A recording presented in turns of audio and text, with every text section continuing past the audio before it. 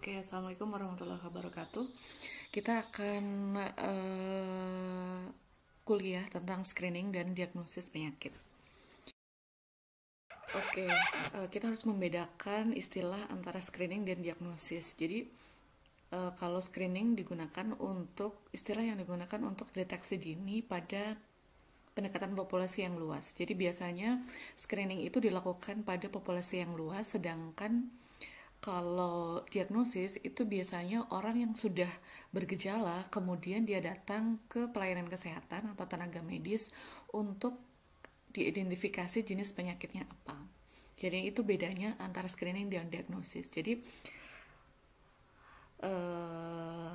biasanya dalam screening itu berupa tes sederhana yang digunakan secara luas pada populasi yang asimptomatik atau populasi yang belum menampakkan gejala. Seperti contohnya yang dalam penyakit COVID ini seperti rapid test yang digunakan itu salah satu bentuk screening. Jadi orang-orang yang di rapid test belum tentu bergejala. Misalnya dia kontak dengan PDP atau keluarga pasien, itu bisa dilakukan RDT itu yang merupakan salah satu dari bentuk tes yang screening tadi itu. Nah, ini basis dari screening. Kenapa perlu screening? Karena ada hidden burden of disease. Misalnya dalam COVID sekarang, kemungkinan orang-orang yang positif terinfeksi COVID mungkin jumlahnya sangat banyak, tetapi yang apalagi penyakit-penyakit yang ada kemungkinan untuk terjadi asimptomatik. Kalau yang asimptomatik nggak ada gejala tapi dia bisa menularkan.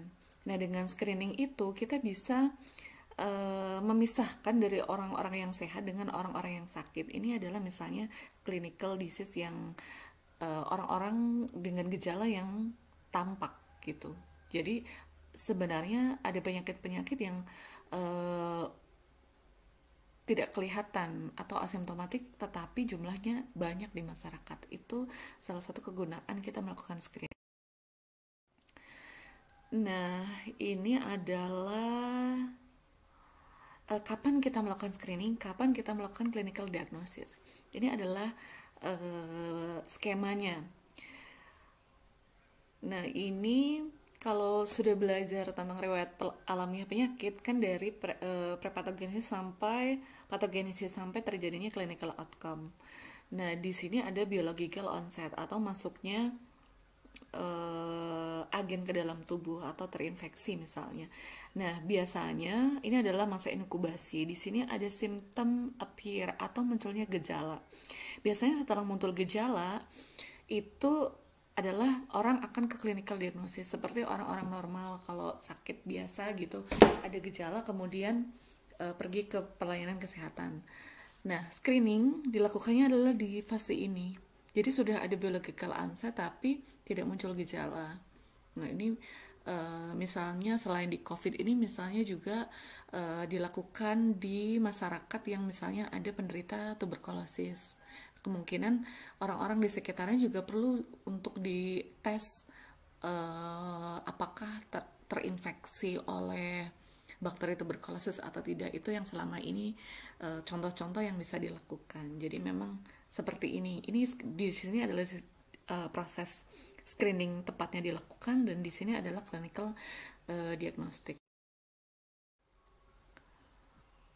Nah, ini biasanya meskipun screening itu ditujukan untuk populasi, tapi nggak semua populasi yang harus dites. Kayak misalnya sekarang, yang contoh yang paling gampang adalah contoh sekarang COVID-19, nggak semua orang di rapid test, tetapi orang-orang yang menyesuaikan dengan risk factor-nya atau orang-orang yang beresiko.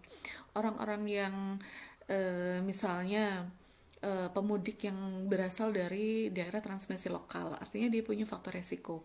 Atau orang-orang yang berkontak dengan PDP atau tenaga-tenaga medis yang memang kerjanya berhubungan dengan pasien COVID. Nah, itu orang-orang dengan risiko, orang-orang yang kemungkinan untuk bisa terinfeksi. Ini adalah kriteria ketika melakukan screening. Jadi nggak semuanya, karena ada sumber daya, ada sumber biaya yang harus pertimbangkan di situ. Jadi tes screening ini adalah memilah orang yang terlihat sehat untuk dikelompokkan menjadi orang yang betul-betul sehat dan orang yang kemungkinan untuk terinfeksi. Dan tes screening ini tidak dimaksudkan untuk tes diagnostik. Jadi ini kayak pemisahan aja. Jadi orang dengan nanti akan dikonfirmasi dengan tes diagnostik, tetapi ini sangat membantu sekali untuk adanya proses pencegahan dan penanggulangan seperti pada penyakit di COVID. Nah, ini perbedaan ya antara screening test dengan diagnosis test. Jadi kalau screening test yang pertama dilakukan pada apparently healthy individuals atau orang yang kelihatan sehat. Kalau diagnostic test itu biasanya orang yang sudah gejala. Orang mendiagnosiskan atau orang didiagnosis kalau sudah misalnya pergi ke pelayanan kesehatan kemudian dia diagnosis. Kemudian kalau screening applied to groups atau biasanya pada beberapa orang di kelompoknya adalah populasi, kalau diagnostik itu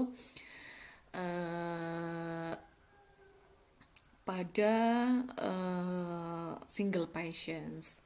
Kemudian lebih akurat, less accurate pada screening, kemudian pada diagnostik adalah akurat. Pada screening tesnya lebih sederhana, jadi lebih less expensive. Kalau pada diagnostik itu dia lebih mahal. Kemudian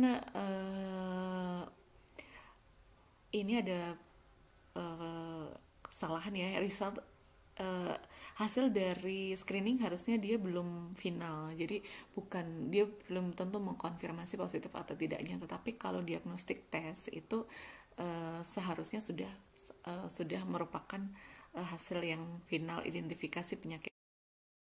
Yang pap smear misalnya cervical cancer itu kan jadi ketika dia dideteksi lebih dini berarti orang tersebut bisa dapat mengobati lebih dini lagi, dan itu akan menghindari kefatalan penyakit. Nah, screening juga sangat bermanfaat jika dilakukan pada saat yang ini. Syarat program screeningnya akurat dan reliable, aman dan diterima masyarakat luas. Jadi metodenya yang bisa diterima atau bisa visible untuk dilakukan di masyarakat. Prosesnya lebih mudah dan murah, apalagi ketika harus dilakukan pada populasi yang banyak. Nah, itu tadi tentang screening ya, artinya kita membedakan deteksi dini atau kita mengelompokkan orang yang memisahkan orang yang sehat, yang betul-betul sehat atau orang yang nampak sehat ya, ternyata terpapar penyakit. Nah, itu kegunaan screening. Nah, kita akan masuk ke diagnosis penyakit. Diagnosis penyakit itu upaya untuk menegakkan atau mengetahui jenis penyakit yang diderita seseorang. Biasanya orang yang dengan gejala demam atau merasakan gak enak badan, lemas, pusing, dan lain-lain, kemudian dia pergi ke tenaga medis atau fasilitas kesehatan untuk memeriksakan dirinya. Nah, ini ada tahapan-tahapan untuk diagnosis penyakit. Diagnosis penyakit itu biasanya misalnya kalian pergi ke dokter, yang pertama dilakukan apa? Biasanya dokter itu akan menanyakan keluhan berupa gejala yang dirasakan oleh penderita. Biasanya ditanyain apa yang dirasakan, ada pusing, ada lemas. Nah, itu adalah tanda subjektif dari pasien. Jadi yang dirasakan orang lain nggak tahu atau nggak kelihatan. Kayak pusing, orang nggak kelihatan orang itu pusing atau enggak, tapi dokter itu melakukan anamnesa. Ada keluhan gejala apa yang dirasakan oleh pasien, ataupun bisa menanyakan histori atau paparan ya, kayak misalnya habis pergi kemana, habis makan apa, dan lain-lain yang penggalian resiko-resiko oleh pasien tersebut. Itu proses yang dinamakan anamnesis. Kemudian selanjutnya ada pengamatan tanda atau pemeriksaan fisik. Biasanya setelah ditanya-tanya, kalau kalian ke dokter habis ditanya-tanya pasti kan diperiksa. Ada diperiksa tensinya, diperiksa ada bercaknya atau enggak, atau kalau mengeluh agak serak gatal di tenggorokan disuruh buka mulut dan lain-lain. Jadi ada pemeriksaan untuk melihat tanda. Tanda ini adalah yang bisa terlihat atau tanda-tanda yang objektif. Kalau tadi yang anamnesis adalah subjektif dari pasien. Tapi kalau tanda ini adalah yang bisa diamati, diukur oleh tenaga medis atau orang lain. Jadi ada yang pertama ditanyain gejalanya, kemudian diperiksa tandanya. Nah, ada beberapa penyakit yang dua tahapan ini sudah bisa mengidentifikasi penyakitnya itu apa.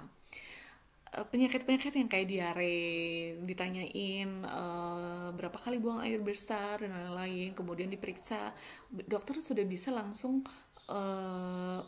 mendiagnosis ataupun mengidentifikasi penyakit tersebut apa, kemudian menyarankan atau memberikan obat. Radang tenggorokan misalnya nggak perlu ada pemeriksaan laboratorium gitu. Jadi dengan dua tahap ini beberapa penyakit dokter sudah bisa mendiagnosis. Tetapi ada langkah terakhir, yakni pemeriksaan laboratorium. Itu dilakukan. Kapan ini dilakukan? Dan kenapa? Tes laboratorium itu dilakukan ketika dokter dengan dua langkah sebelumnya, dengan anamnesa dan tanda, itu belum bisa memastikan penyakit yang diderita oleh pasien itu apa. Karena misalnya ada beberapa penyakit yang gejalanya hampir mirip atau tidak ada gejala yang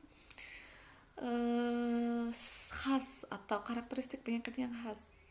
COVID ini juga batuk, pilek, sesak nafas. Apakah dia terinfeksi COVID atau pneumonia, apa yang disebabkan oleh infeksi yang lain kita belum tahu. Jadi memang pemeriksaan diperlukan. Penyakit-penyakit yang lain juga seperti itu, ada yang seperti itu. Jadi pemahamannya adalah ketika dengan dua langkah anamnesa dan pemeriksaan fisik atau pemeriksaan tanda, dokter tidak bisa mengidentifikasi jenis penyakitnya, maka pemeriksaan laboratorium diperlukan. Itu kuncinya ada di situ. Diagnosis untuk yang ini adalah mendefinisikan kasus dan menentukan. Nah, di dalam definisi kasus ada beberapa. Misalnya yang kita sering ada suspek, ada probable, ada confirm. Jadi ada kasus yang masih suspek nih, atau masih terduga, atau baru probable, atau confirm. Nah, ini perbedaannya adalah kalau kasus dengan sedikit gejala yang mengarah pada penyakit tertentu. Misalnya ada batuk, ada pilek, ada sesak nafas gitu. Ada beberapa gejala atau batuk pilek gitu, suspek. Kemudian probable ada gejala yang lebih, misalnya habis itu dia ada riwayat perjalanan ke daerah yang transmisi lokal, kemudian misalnya RDT-nya positif gitu, itu masuk probable. Jadi ada tes sederhana atau di tuberkulosis tes dahak gitu, tes yang sederhana yang dilakukan gitu. Tapi untuk confirm adalah kasus yang sudah dipastikan dengan uji laboratorium dengan gold standard, atau yang dipastikan bahwa ini, kalau misalnya di COVID, karena ini sedang banyak COVID, jadi yang paling gampang untuk dicontohkan COVID. Misalnya yang confirm, siapa kasus yang confirm? Yang sudah dipastikan positif dengan metode gold standard atau metode yang pasti adalah dengan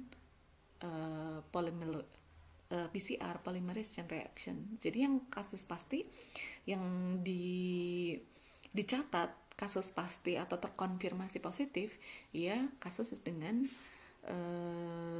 hasil PCR yang positif.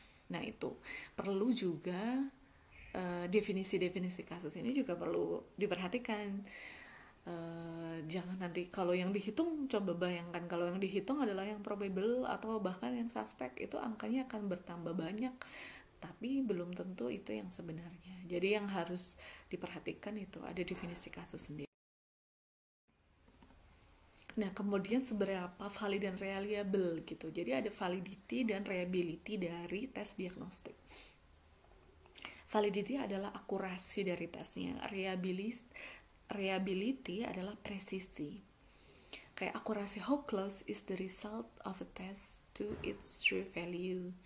Jadi apakah hasil itu memang betul-betul mendekati true value atau yang terjadi. Presisi adalah ketika tes itu diulangi, apakah menghasilkan hasil yang sama. Nah, jadi ada untuk yang harus diperhatikan, ada beberapa diagnosis yang true positif, false positif, ada false negatif, ada true negatif. Yang seperti apa yang true positif? True positif misalnya tes diagnosisnya positif dan ada penyakit. DS itu disease ya, disease. True, tesnya positif, disease-nya present, artinya disease-nya memang tesnya positif dan orang itu betul-betul sakit. Itu true positif. Ini yang diharapkan. Tetapi bisa ada yang false negatif, false positif. False positif itu yang seperti apa? False positif itu yang positif tetapi tidak berpenyakit, atau hasil yang false negatif, yang hasilnya negatif tetapi penyakitnya malah ada, atau hasilnya negatif tetapi dia justru sakit. Kemudian ada true negatif, artinya diagnosisnya negatif dan dia tidak sakit. Ini yang bagus. Jadi lebih banyak true positif, lebih banyak true negatif. Ini hasilnya merupakan bahwa uji diagnosisnya itu bagus. Jadi biasanya uji diagnosis itu akan ada tes sensitivitas spesifitas untuk mengukur seberapa sensitif dan seberapa spesifik dari tes. Nah, ini yang tadi itu. Ada pengukuran sensitivitas. Jadi proporsi orang yang benar-benar sakit dalam populasi yang disaring, jadi proporsi yang benar-benar sakit dari yang dites gitu. Jadi ada the ability of test to correctly identify those who have disease, yang betul-betul seberapa sensitif untuk mendeteksi yang betul-betul sakit. Kalau sensitivitas ada rumusnya. Yang spesifik adalah kemampuan tes untuk secara benar mengidentifikasi yang betul-betul tidak sakit, benar-benar yang tidak sakit. Nah ini harus dua-duanya, sensitivitas dan spesifitas. Biasanya untuk tes diagnostik harus, ketika akan diterapkan, harus ada penelitian untuk mengukur sensitivitas dan spesifitasnya sehingga tidak terjadi diagnosis yang salah gitu. Jadi tes diagnostik ada banyak faktor yang mempengaruhi, termasuk juga jenis diagnostiknya apa. Misalnya yang kenapa sih ada misalnya diagnostik yang negatif padahal orang itu sakit. Misalnya saja hari pengambilan sampel atau hari pengambilan tes diagnostik. Misalnya penyakit-penyakit dengan infeksi virus yang baru terbentuk antibodi pada beberapa hari setelah demam atau setelah agen itu masuk gitu, setelah terinfeksi misalnya. Itu biasanya tes dengan yang basisnya antibodi itu baru bisa muncul ketika hari ke-5 ke atas. Sedangkan di awal-awal kemungkinan antibodinya masih negatif, padahal orang itu terinfeksi agen tersebut. Nah itu harus hati-hati juga ketika kapan pengambilannya, atau mungkin ada perulangan pengambilan sampel untuk memastikan diagnostik pasti dari ketika melakukan. Nah, ini yang tadi adalah rumus dari sensitivitas dan spesifitas dari